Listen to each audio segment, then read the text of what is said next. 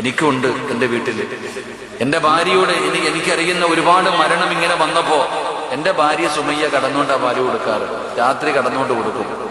ഇവിടെ ഉപദേശിച്ചിട്ട് കാര്യമില്ലല്ലോ. ഞാൻ എന്ത് ചെയ്തു, ഒരിക്കൽ അവളിങ്ങനെ വീടിനകത്ത് കിടക്കുമ്പോൾ ഒരു ഗ്ലാസ് വെള്ളം എടുത്തുകൊണ്ട് വന്നു അവളുടെ വായിലേക്ക് ഞാൻ ഒഴിച്ചു കൊടുത്തു.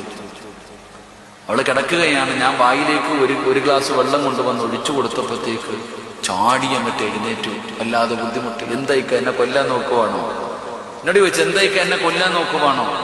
ഞാൻ ചോദിച്ചു, കാള പോലെ വളർന്നിരിക്കുന്ന നിനക്കും ഈ വെള്ളം കുടിക്കാൻ പറ്റുന്നില്ല, പിന്നെ എൻ്റെ മോനെ നീ കൊല്ലുവല്ലേന്ന് വെച്ചു.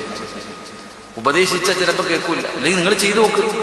നിന്റെ ഭാര്യ കിടന്ന് പാല് കൊടുക്കുന്നുണ്ടെങ്കിൽ അവളെ കിടത്തിയിട്ട് ഇത്തിരി ഒഴിച്ചു കൊടുത്തു നോക്കിയ കുടിക്കുവോ? കുടിക്കൂല.